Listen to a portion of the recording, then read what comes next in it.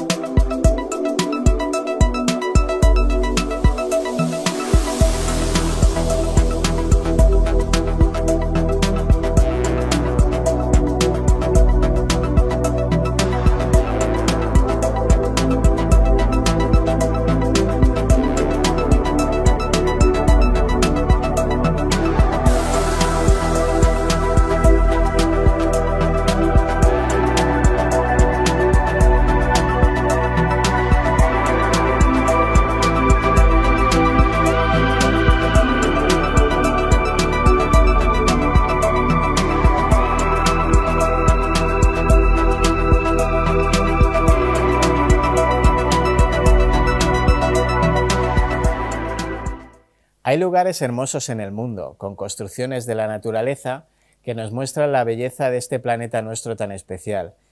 Pero hay otros que son aterradores por naturaleza del paisaje y también por la naturaleza humana. Hoy quiero hablarles de la perturbadora y escalofriante historia de la Isla de las Muñecas. Esta isla es conocida por las miles de muñecas rotas y demacradas por el tiempo que cuelgan de sus árboles. La Isla de las Muñecas se encuentra en uno de los canales de Xochimilco, en Ciudad de México, y se ha convertido en un punto de encuentro de todos los seguidores del misterio y de lo paranormal. Si les gusta experimentar sensaciones inquietantes, yo les recomiendo que se queden, porque esta les va a encantar. Para conocer la historia de la tenebrosa Isla de las Muñecas hemos de ir al año 1950, cuando el viejo dueño de la isla, un hombre llamado Julián Santana, decidió colgar de los árboles algunas muñecas para tratar de ahuyentar al espíritu de una niña que había fallecido ahogada en los canales varios años atrás. Julián era un agricultor que vivía en el barrio de la Asunción, al este de Ciudad de México, y que solía frecuentar los bares de la zona al finalizar el trabajo. Ya en aquellos años era normal verle recogiendo muñecas por toda la ciudad. Aunque todo el pueblo murmuraba, nunca nadie le preguntó cuál era el motivo de aquella extraña afición.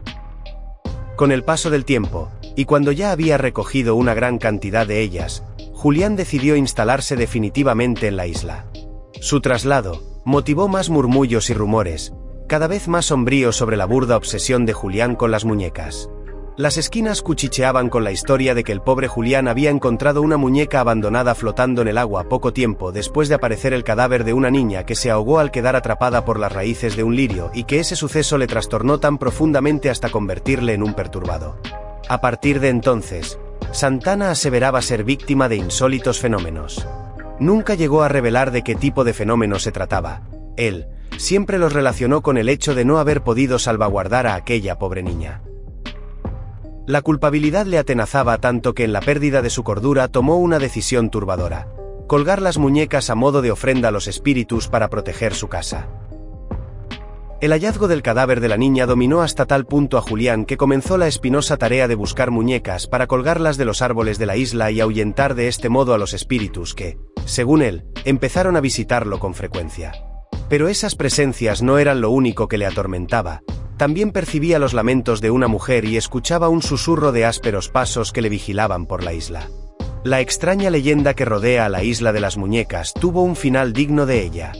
Anastasio, el sobrino de Julián, afirmó que cierto día, en que él y su tío estaban pescando, este le contó que una sirena le quiso arrastrar hasta las profundidades del agua y que él lo evitó entonando una melodía. Anastasio no quiso dar consideración a aquella historia y decidió irse a trabajar a las tierras de cultivo. Pero cuando regresó se encontró a su tío muerto, justo en el mismo lugar donde años antes fue hallada ahogada aquella infeliz niña a la que Julián no pudo salvar, y que le atormentó hasta el fin de sus días.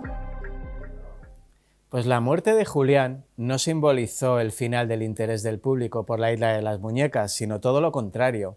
Anastasio heredó la isla Y tal como había hecho su tío Julián, siguió recogiendo muñecas y colgándolas de los árboles como homenaje a la pequeña y a su tío, pero sobre todo para que las almas de los difuntos no pudieran regresar del más allá y atormentar a nadie. La isla se puede visitar y está repleta de rutas paranormales. Si quieren visitarla, solo tienen que pagar el precio.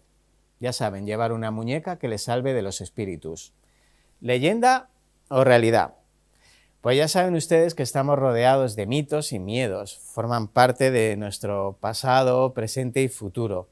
Lo de creerlo o no, pues yo se lo dejo a ustedes. Yo solo soy el narrador de la historia. Bien, pues ahora les voy a dejar con una entrevista que tenemos grabada y yo les recomiendo que la vean. Les va a sorprender la obra y les va a sorprender la autora.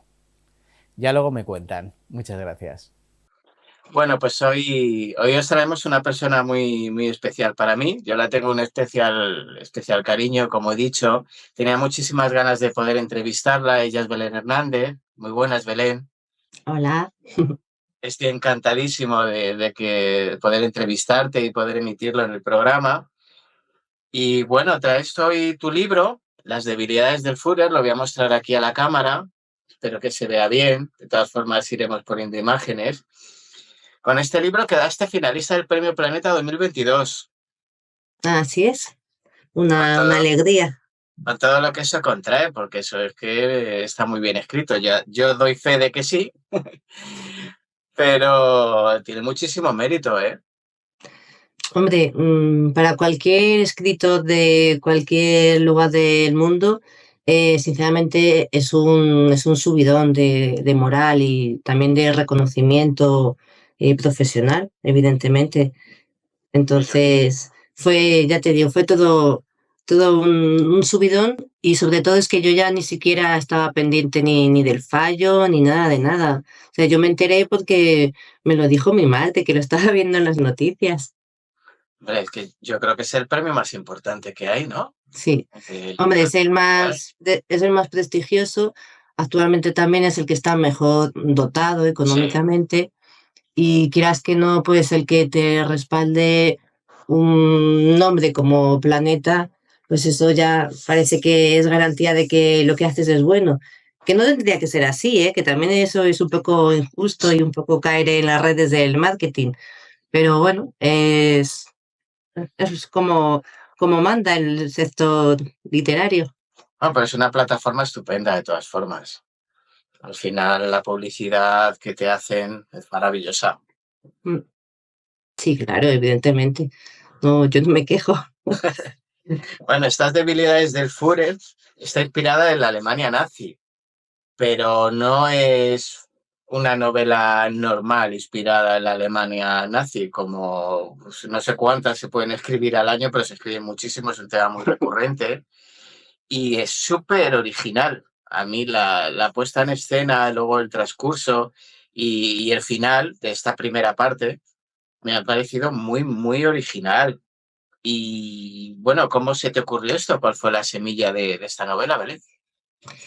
Pues yo estaba ya totalmente inmersa en el mundo de Alemania, porque había estado escribiendo e investigando, evidentemente, un poemario titulado Las musas se contaban por millones. Y bueno, me había remontado incluso antes de la Segunda Guerra Mundial siempre para poner al lector en antecedentes y meterle bien en el contexto. Y esa es una obra, sí, está escrita en verso, pero es muy crítica, es irónica también, sarcástica. Y es un recorrido por los principales países europeos que tienen pues, presencia en la contienda, ¿no? Entonces llegó un momento en el que estaba tan metida en ese tema y además estaba totalmente cautivada porque a mí siempre me ha gustado mucho esta temática que dije, ahora mismo no puedo parar. O sea, con todo lo que estoy estudiando, aprendiendo, yo tengo que hacer algo.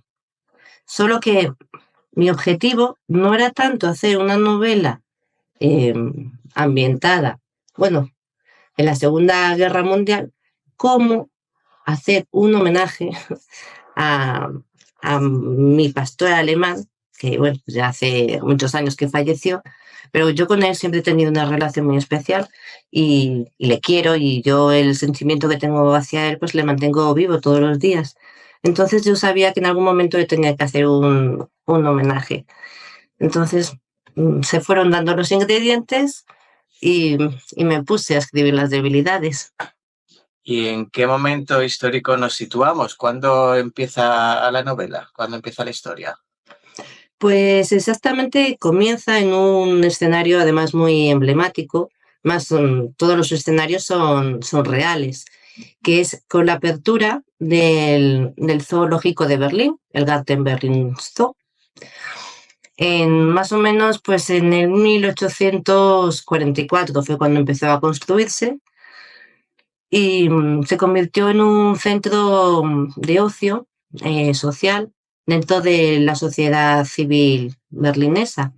Ahí había exposiciones, había tertulias, aparte de todo lo que era el mundo animal, porque además tenemos también que enlazar con el momento del romanticismo y de la exaltación pues, nacionalista y de la naturaleza, que hace mucha mella en la población alemana. Entonces, para ellos los animales son sagrados, voy a atreverme a decir.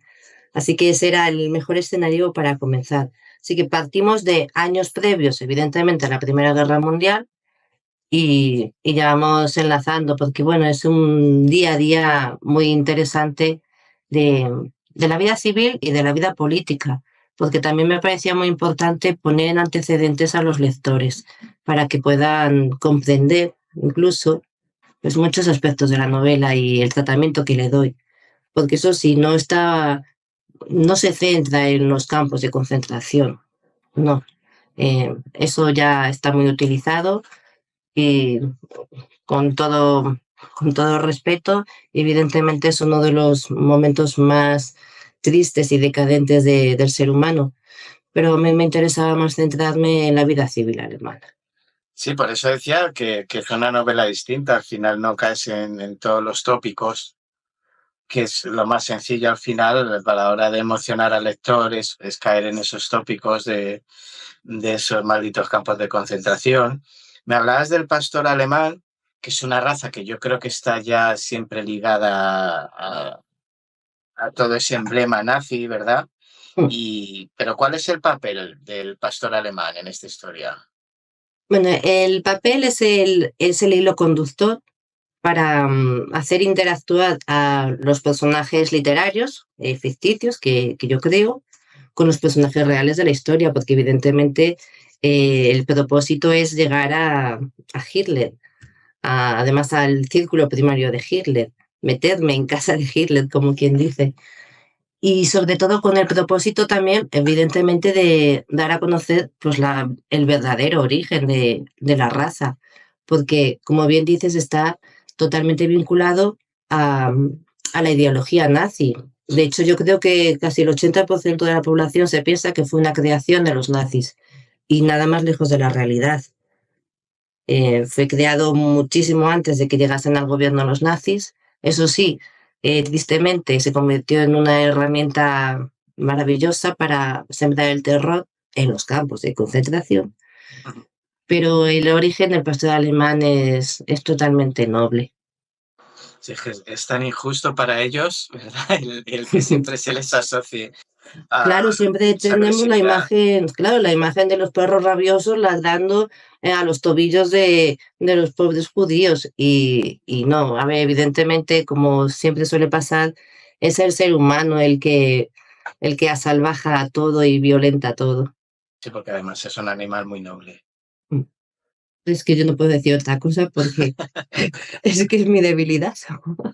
Bueno, en la novela abarcas la vida de 3 generaciones de personajes que coinciden con 3 Hitler, con 3 etapas de Hitler.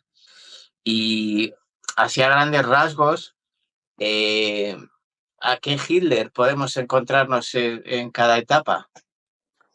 Sí, ese también es un punto fuerte, yo creo, de la novela, porque, como bien dices, bueno, los protagonistas es una familia de origen judío, con la nacionalidad alemana, pues además Es curioso porque los judíos en Alemania hasta 1871 no consiguen ser considerados civilmente iguales a los alemanes. Entonces, eso también es una fecha muy clave dentro de la novela. Tenemos 3 generaciones con 3 momentos de Adolf Hitler: niño, soldado en la Primera Guerra Mundial y evidentemente ya como Führer. El grosso se centra naturalmente en Adolf Hitler ya en el poder, pero el encuentro, por ejemplo, de la primera generación de la familia Blé, que es la protagonista, con un Adolf Hitler niño, pues es curioso. Yo creo que además el lector no se lo espera. No, no lo Y, creo. y luego pues también el conocer un poco el cómo se va gestando, pues incluso ese odio de Adolf Hitler, el conocerle más psicológicamente, porque además yo le he estudiado mucho, entonces los datos que doy pues son reales. Y eso a veces, y eso cuesta, a muchos lectores les cuesta aceptarlo, ¿sabes? Porque no saben distinguir el Hitler político del Hitler cotidiano y humano. Porque, a ver, Adolf Hitler era un hombre, de eso Sí, no cabe duda. no era un demonio ni un No, ser venido de otro planeta, era una persona como nosotros, tal cual. efectivamente. Y bueno, sin que me desveles mucho la trama, la novela narra la admiración de Adolf Hitler por un veterinario judío. Eso yo creo que va a sorprender mucho al lector. Pero es cómo es la lucha personal, moralmente hablando, de este veterinario, perdón, frente a sus sentimientos. Es que es una movida muy grande. Hablamos de una relación personal entre Hitler y una familia de judíos. Pues lo primero, el protagonista, llamado David Blaine, como bien dices, él estudia veterinaria porque es su pasión. Además, él ha crecido en el ambiente del zoológico y en la admiración por los animales dentro de Alemania. Pero para los judíos, además el proviene de una familia de tradición médica. Entonces, ya la primera noticia, cuando él dice que no sigue con la tradición de estudiar medicina, sino de hacer veterinaria, eso ya es un cisma familiar en la vida del protagonista. Tiene que romper. Además, él tampoco tenía creencias religiosas, él es que estaba totalmente asimilado a la cultura alemana. Y además, dentro de las creencias judías, aunque no esté prohibido, pues tener animales y el gusto por los animales, a los perros en particular se los considera animales impuros. Entonces esto, claro, en la familia Blé supone un cisma total. Claro, en el momento en que él, no voy a decir evidentemente nada, tiene contacto con Adolf Hitler y, y encima comienza una amistad eh, muy fuerte, pues le plantea muchísimos problemas morales, porque claro, una cosa es el Hitler que él conoce la cara más amable de Hitler, pero la realidad es otra. Políticamente Hitler es un monstruo. Entonces, que él tenga sentimientos por una persona así, es una lucha moral entre el bien, el mal, lo correcto, lo incorrecto, incluso la traición, porque él a veces incluso también llega a sentir que traiciona no solamente a su familia, sino a todo un pueblo, al pueblo judío. Pero bueno, él es que es judío de cuarta generación, o sea, solamente tiene un cuarto de sangre judía por sus venas, pero claro, como tal, también está perseguido por el régimen. Obviamente. Mira, antes lo hemos hablado, ahora también has hecho referencia a humanizar el mito. Yo sé que puede crear polémica porque pues, hay mucho miedo a humanizar a estos mitos, ¿no? Que encarnan el mal en nuestra historia, encarnan el mal porque no porque sean malos o buenos, en todas las guerras hay malos o buenos, todos matan. Desde un punto de vista histórico, hablo, que no se me eche encima la gente que luego ya sabes que... Pero me refiero al final, son malos porque perdieron, entonces pues todos sus desmanes se descubren, no se magnifican, pero sí se publicitan, y los de los que ganan, no, obviamente. Entonces, hablamos de una persona con capacidad de amar, de tener sentimientos, a pesar de que políticamente fuera un monstruo, que lo era, recalco, para todos Sí, claro. los que piensen que no, pero al fin y al cabo era un ser humano. Entonces, ¿qué Hitler? La primera parte de tu historia termina en el año 39. ¿Qué Hitler tenemos en el 39 ya? Es un Hitler bastante distinto al de la Primera Guerra Mundial y al anterior, ¿no? Bueno, pues es un Hitler em, que ha salido completamente triunfador, por así decirlo, de todas las adversidades. Su infancia pues no fue ni fácil ni feliz. En la Primera Guerra Mundial, aparte de que bueno, pues fue herido, no conseguía hacer migas tampoco con sus compañeros, era un exaltado. Cuando termina además la guerra, él siente pues un verdadero odio hacia el Tratado de Versalles y todo lo que conlleva. Pasa penurias también, porque él se encuentra con una mano delante y otra detrás. Poco a poco va tomando fuerza en la escena política. De hecho, incluso llevan a cabo un golpe de Estado Sí. en el 23, fallido. A Hitler le detienen, es juzgado y condenado, pero es que incluso él se enfrenta a los cargos pues de alta traición que se le imputan. Sí. Se, se enfrenta a ellos con valor e incluso con sinceridad, o sea, porque Hitler está convencido de que él lo que ha hecho, lo ha hecho bien y lo ha hecho para Alemania. Pero es que no solamente es que lo crea, es que la mayoría de la población le apoya. A eso iba. Estamos en un Porque, claro, contexto Hitler tiene, histórico claro, es muy que Hitler favorable para ese pensamiento. tiene el apoyo democrático del pueblo. Claro. Y además él siempre políticamente fue una persona, aparte de honrada, cosa que actualmente no se puede decir, Uh-huh. es que el pueblo le quería. O sea, es que él no surgió de la nada, ni se puso él. No, No, no, ni claro. cogió a un puñado de hombres y de armas y se metieron en el Reichstag. No, no, no. Claro, entonces Hitler en el 39 había conquistado no solamente, voy a denominarlo así, el corazón de los alemanes, sino que a nivel internacional era un hombre admirado. Sí, lo vamos a ir al contexto histórico, porque es importante saber que lo que pasó en Alemania no solo fue culpa de Hitler y de los alemanes, sino que fue rodeado y empujado por unas circunstancias bastante favorables a que pasase lo que pasó. De hecho, bueno, en la segunda parte seguramente lo tocarás, pero fue muy aplaudido por lo que vino después del 39. O sea, durante un tiempo fue muy aplaudido y muy tolerado por las potencias para que hiciese lo que quisiese hacer. Entre ellos Gran Totalmente. Bretaña, por supuesto.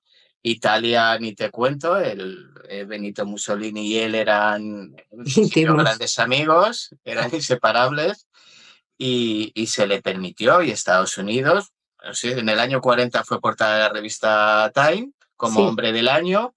Y es que esto es importante que la gente lo sepa, porque claro, tú lo estudias, ves los documentales y el monstruo, pero el monstruo fue aplaudido por gran parte del mundo mientras no tocó los intereses del resto de países. Ujú. Los rumores sobre lo que hacía con los judíos existían, pero daban igual. Es que es muy importante porque parece que es que no se descubrió hasta que llegaron a Mauthausen, hasta que llegaron a Auschwitz. No, se suponía que estaba pasando, porque las noticias al final llegaban, pero la gente tenía manga ancha en ese sentido. Bueno, hablamos de Hitler, que es una persona, pues eso, que en el ideario popular representa pues el mal encarnado, pero ¿de dónde surge ese mal, ese rencor, ese odio hacia los judíos, ese ese odio hacia las razas que él considera inferiores? ¿Y por qué el Tercer Reich? Pues mira, yo en todo pues, lo que he estado investigando, evidentemente, leyendo, documentándome, em, antes de Adolf Hitler, incluso antes de que él naciese, ya existía en Europa toda una cultura muy arraigada de odio contra el pueblo judío. O sea, el Siempre. antisemitismo Siempre. ha existido desde que el mundo es mundo. Eso es así. Y en Europa eran muchas las voces de los intelectuales, por ejemplo, y de políticos también, que, como te digo, en el siglo XIX, ¿sabes? Ya se alzaban voces y medidas totalmente escalofriantes contra el semitismo. Entonces, evidentemente, Hitler, eso, él nace en esa cultura. Sí que le hace bella, evidentemente. Sí, que no le inventa él. No, o sea, eso estaba totalmente latente en el ambiente. Y luego cada persona, evidentemente, es libre de guiar su ideología hacia un lado o hacia otro, ¿sabes? Él sí sentía desde pequeño pues esa animadversión, pero porque fluía en el ambiente. O sea, no fue porque se le antojase a él, tenía manía a los judíos, no. Sí, porque ya sabes que siempre hay esos rumores de que si el médico que atendió a su madre era judío, gran parte de los médicos en aquella época eran judíos, tampoco era algo Dato, sí. inusual. Eso es un dato muy importante porque además yo ese momento sí que le narro en la novela y además el médico que atendió a Clara Hitler se llamaba Edward Bloch y no quiero revelar este dato, pero bueno, es un dato histórico, entonces Sí. tampoco arruino nada de la novela porque se puede buscar y el público puede tener acceso a esta información.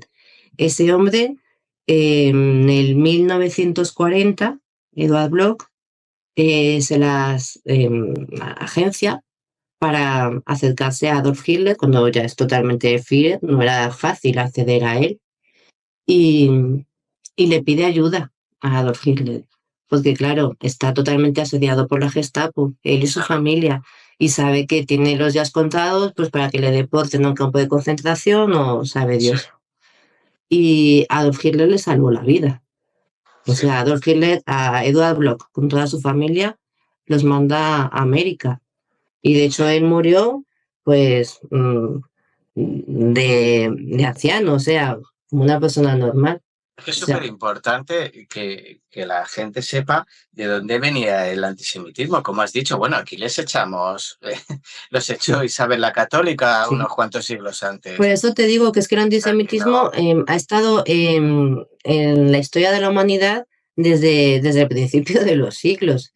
Luego, en la Primera Guerra Mundial, por ejemplo, y esos son datos que yo no me lo invento, están ahí, bueno, pues Alemania evidentemente acudió henchida de sí misma a la lucha. Al principio fue muy favorable para ellos, pero claro, cuando empezaron las derrotas, pues hace falta, porque eso nos pasa incluso a nosotros mismos en la vida diaria. Cuando te pasa algo necesitas buscar un culpable para escaquearte un poco de la culpa, pero bueno, eso también es muy humano.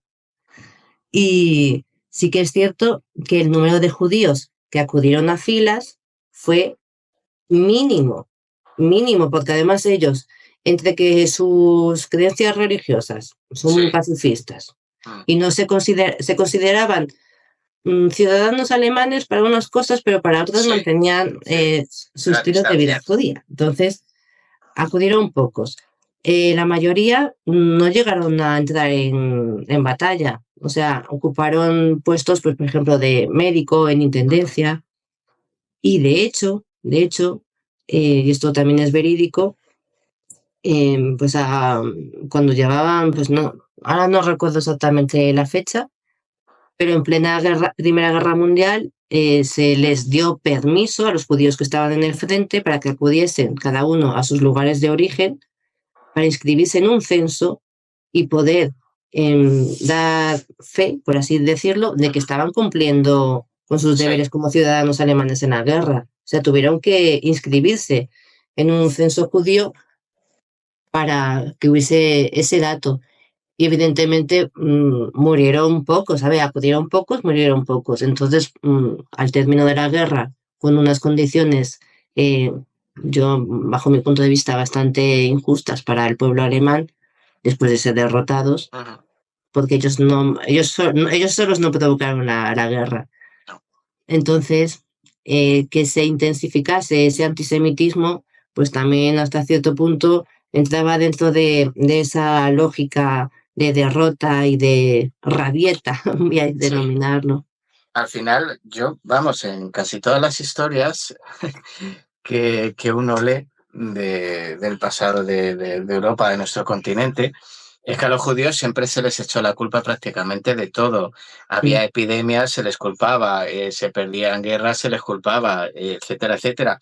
Hasta que, bueno, después de la Segunda Guerra Mundial, al final ellos consiguieron hacerse dueños del relato, pues a través de, iba a decir lobby, pero tampoco es un lobby, pero el poder que tienen en Estados Unidos es brutal.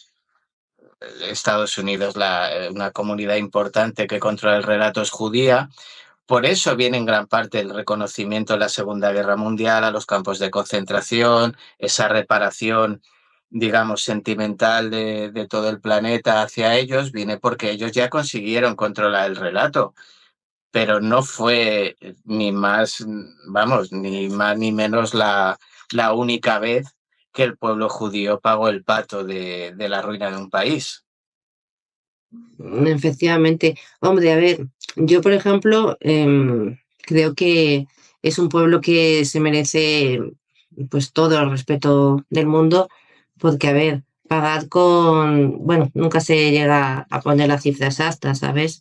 De 9 a 11 millones de vidas y además no estamos hablando de muerte en el campo de batalla, ¿sabes? O sea, estamos hablando de, vamos, de las máximas penurias que a un ser humano se le puede someter. Entonces, para mí merecen todo el respeto del mundo. Creo que es de los peores momentos de la historia de la humanidad, pero también es cierto que, que da pena que incluso ahora, ¿no? A nivel político, pues se hayan empoderado tanto que mm, vayan por el mundo de forma muy destructiva, ¿sabes? Aprendieron la lección, parece, porque es totalmente, además, de hecho, es totalmente distinto. Esta palabra la hablamos una vez tú y yo, a la docilidad que mostraron históricamente. Es totalmente el pueblo de Israel, el pueblo judío es totalmente distinto ahora a lo que ha sido durante la historia. Y no sé si quizá por eso, porque ya se hicieron dueños del relato y al final el poder siempre, vamos a decir, te envilece un poco más Pues que sí, cuando sí, no lo desde luego. tienes. Sí, Pero totalmente. Entonces, por eso digo que es muy triste que, em, pues, todo el cariño, voy a denominar, que el mundo siempre ha mostrado con el pasado del pueblo judío en el Holocausto, pues ahora, y no quiero abrir este melón, sí, que es complejo, es complejo. pero a mí, por ejemplo, yo veo las noticias y a mí sí me da pena que se haya convertido en un pueblo tan belicista. De hecho, yo uno de los motivos por el que empecé a escribir el poemario de las musas se contaban por millones y a investigar fue porque yo necesitaba una explicación de por qué fueron tan sumisos, Claro. porque fueron sumisos. Entonces, mm, como tú bien dices, al final, pues sí, se apoderan del relato y todo Es que cambia iban como dicen las escrituras, iban como corderos al matadero. O sea, totalmente. totalmente. Que yo también, por una parte, entiendo que a veces, eh, a, a ver, ellos estaban siendo sometidos Totalmente. a unas leyes y una presión civil que ya les estaba poniendo sobre alerta, ¿sabes? O sea, ellos también fueron muy confiados. Pero también porque yo creo que estaban muy acostumbrados a estar discutidos siempre. Hombre, siempre han sido muy perseguidos en ese Entonces sentido. era como, bueno, pues ya pasará, esto ya pasará, luego se normalizará. De hecho, cuando empiezan a entrar en los guetos, ellos van confiados a los guetos. Mm. En plan de, bueno, pues registrarán quién es quién, nos quitarán algunos derechos más, pero ni mucho menos yo creo que podían imaginar lo que iba a venir después. Sí, Roberto, pero es que cuando llegan, por ejemplo, los judíos al gueto de Varsovia, es que ya les habían quitado todos los derechos del mundo. O Sí, sea, es sí, sí. que ya no podían ejercer, les habían quitado sus bienes, sus cuentas, no podían acceder a los locales públicos. Mira, en el Zoo de Berlín, por ejemplo, que os digo que es Sí. un escenario muy importante dentro de la novela, totalmente prohibida la entrada a los judíos. Entonces, em, yo sinceramente no llego a comprender cómo esperaron tanto. Muchos quisieron huir, muchos lo consiguieron, otros no. Evidentemente, luego el resto de los países llega un momento en el que al principio no les importa dar asilo, pero llega un momento en el que, Sí, claro, claro. el número se desborda. Entonces, llega un momento, sinceramente, yo siempre lo digo, que los judíos no importaban a nadie. Es No, muy no, no, triste, no. pero No, es no, la pero es realidad. cierto, es cierto. Y si Gran Bretaña declara la guerra a Hitler, ¿sabes? Y Estados Unidos y todos los países que tomaron al final parte en la contienda, era para parar el poder de Hitler, no Sí, era no, para liberar a los judíos. O ni sea, para defender a nadie. claro, el motivo es que desde que Hitler ya invade Polonia, ya es el primer aviso de: "Oh, este hombre es peligroso". Bueno, él ya se había expandido de forma diplomática y bien, Ajá. se había anexionado con otros territorios, pero claro, ya con Polonia, esa es la campanita que toca en Europa. Claro, Y entonces, siempre el objetivo era detener el poderío alemán, sí, el la avance. expansión alemana, pero el primero del motor no era salvar a los judíos, y eso es muy triste, De es hecho, la bueno, verdad. es un tema que tampoco quiero tocar mucho, pero sí hubo bastantes abusos y desmanes en la recuperación de los campos de concentración. No llegaron, yo sé que en el cine queda muy bien que lleguen los coches, todos lo celebren y llegan los libertadores, pero hubo violaciones en masa, o sea, no Mm. pasó cuando terminó, o sea, con la Claro, llegada de los soldados aliados. No es que terminó una el cosa, calvario. claro, es que además, como en todas las cosas de esta vida, la suerte anda suelta. Sí, Entonces, no era lo mismo, sinceramente, ser liberado por el bloque americano, por los soldados sí, americanos, que por los soviéticos. sí, no, O no, no sea, tenía nada que ver. si te liberaban los americanos, sí tenías suerte, pero si te liberaba el ejército soviético, ahí, amigo, eso ya era otra cuestión. De hecho, por ejemplo, Polonia, cuando entra Hitler en Polonia, había unos territorios que también estaban sufriendo la presión de la Unión Soviética, porque las dos potencias, Rusia y Alemania, se disputaban Polonia. Ujú. Mm, Muchas zonas polacas, mm, por así decirlo, veían el monstruo que les venía encima con el comunismo Claro, ruso.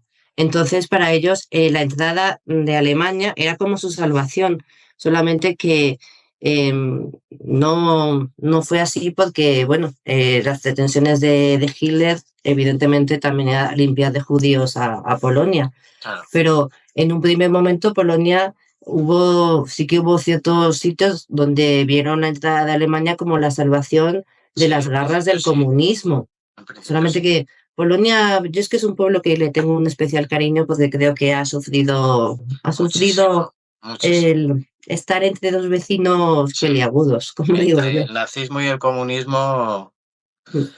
Ya, ahora que lo estabas diciendo, estaba yo pensando, fíjate, cómo ha llegado la figura de Hitler a entrar en la historia, pero en cambio la de Stalin, no. Por eso te digo lo importante que es en la historia tener control del relato.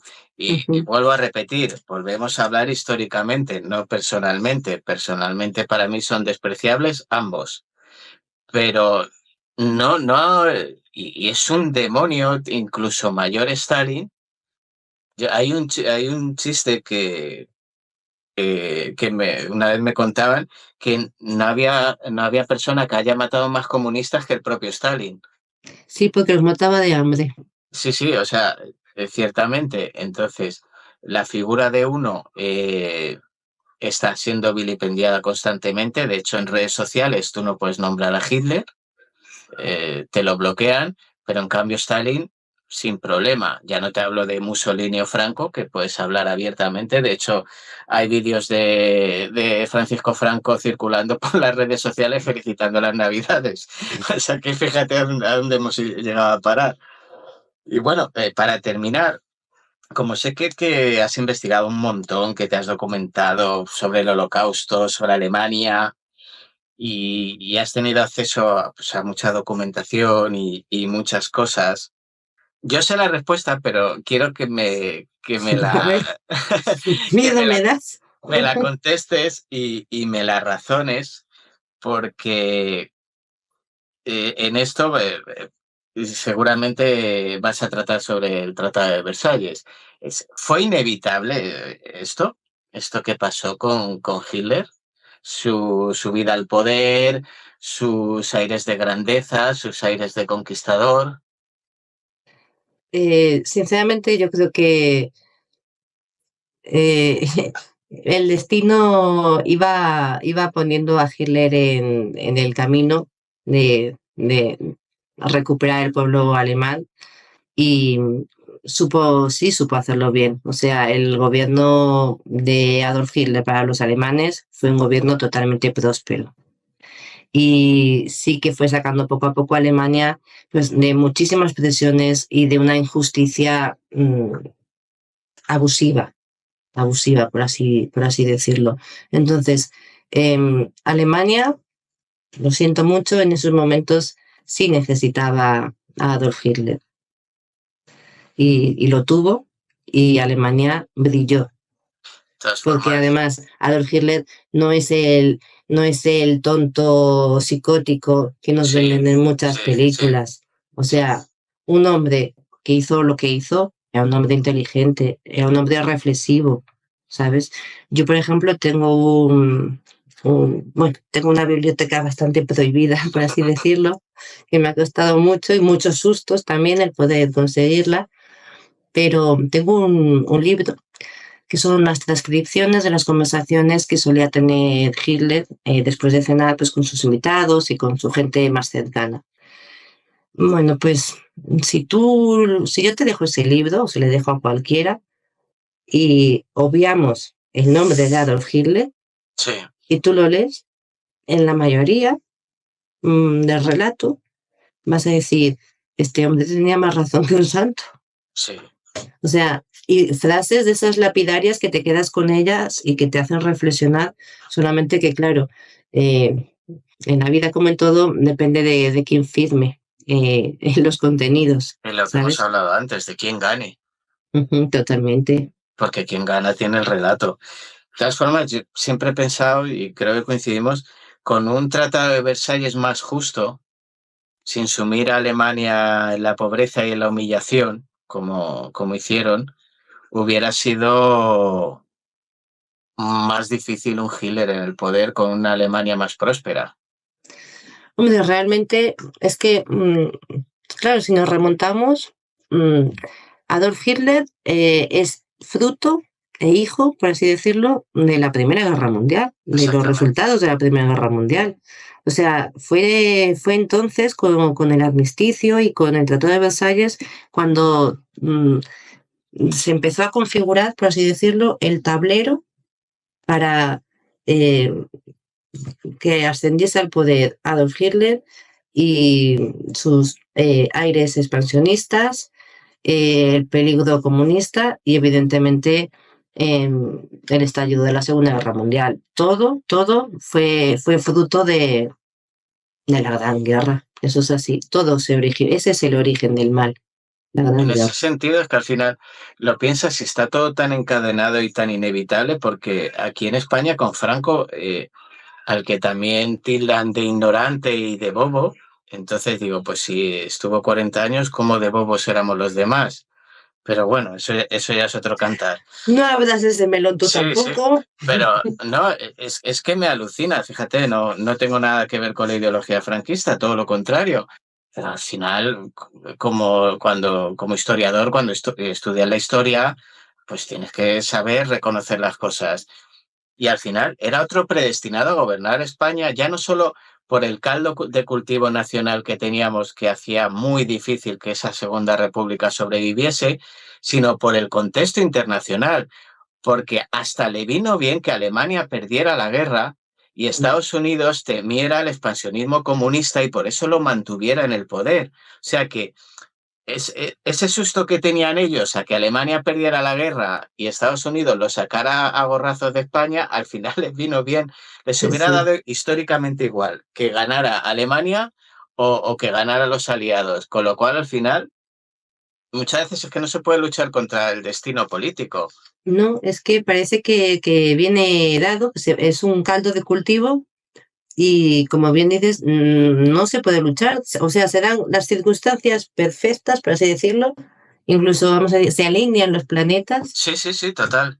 Y no se puede evitar. Y la historia es una, nos guste o no nos guste. Y todos tengamos, cada uno puede tener sus ideas, sus opiniones, pero la historia es esa. ¿Sabes? Y a los que nos toca sufrirla es a los ciudadanos, a nosotros siempre. Totalmente, porque luego se convierte en un instrumento propagandístico político. Total. Lo único que hace, sinceramente, es más mal que bien.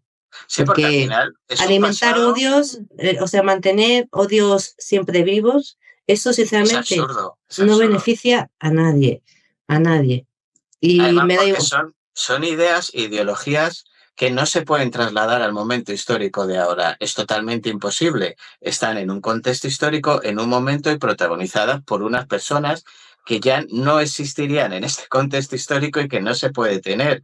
Al final, el pasado está para estudiarlo, para intentar aprender de él, aunque jamás aprendemos nada.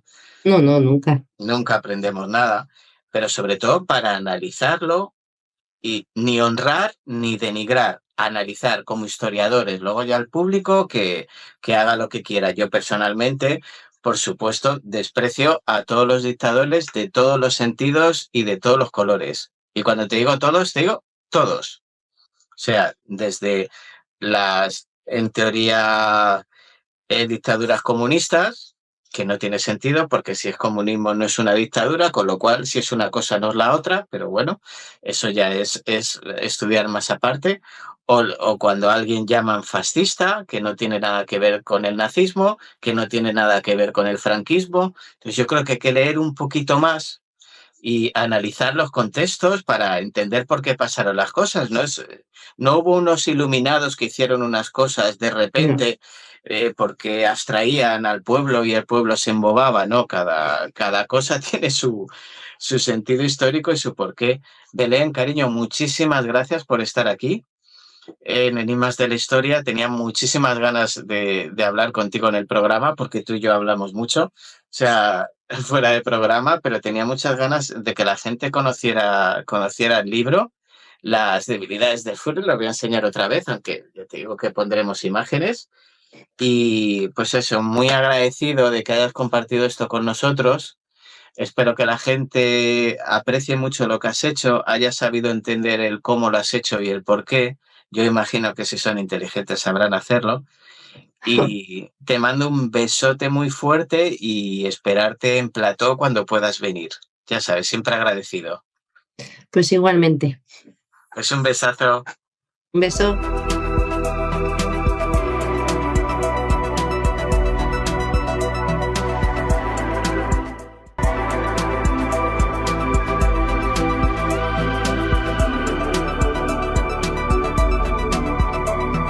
En un lejano rincón del tiempo, cuando las sombras se alargaban y las hojas caían, los pueblos de la tierra se preparaban para un cambio trascendental. En los países de tradición cristiana, el 1 de noviembre era un día especial, dedicado a honrar a todos los santos, conocidos y desconocidos. Pero antes, no olvides suscribirte al canal para ayudarnos a crecer, y así poder crear más contenidos interesantes para ti. Y ahora sí, comenzamos. Esta veneración comenzó bajo la mirada del Papa Gregorio IV, en el año 835. Fue él quien decretó que este día sería el Día de Todos los Santos. Pero el Papa no escogió esta fecha al azar. Coincidía con una antigua festividad germánica, y la Iglesia, en su sabiduría, buscaba transformar las fiestas paganas en celebraciones cristianas. Esta antigua fiesta era el Samaín, una tradición celta que todavía resuena en algunos rincones de Galicia, y que es el precursor del actual Halloween. La historia nos cuenta que los celtas dividían el año en dos partes. La primera, la oscura, comenzaba con la noche de Samaín, entre el 31 de octubre y el 1 de noviembre, marcando el fin del verano y el inicio del invierno. La segunda parte, la clara, se iniciaba entre el 30 de abril y el 1 de mayo. En esa noche mágica de Samaín, se creía que el velo entre el mundo de los vivos y los muertos se hacía más delgado, permitiendo a los espíritus cruzar a nuestro mundo. Con la llegada del cristianismo, la Iglesia declaró esta tradición como pagana, pero no pudo evitar que se extendiera por Europa. Los emigrantes escoceses e irlandeses llevaron esta festividad a América, donde se fusionó con otras culturas y se transformó en lo que hoy conocemos como Halloween. Para despedirnos por hoy, desearles una feliz semana y decirles que nada, en 7 días volvemos con más enigmas de la historia. Muchas gracias.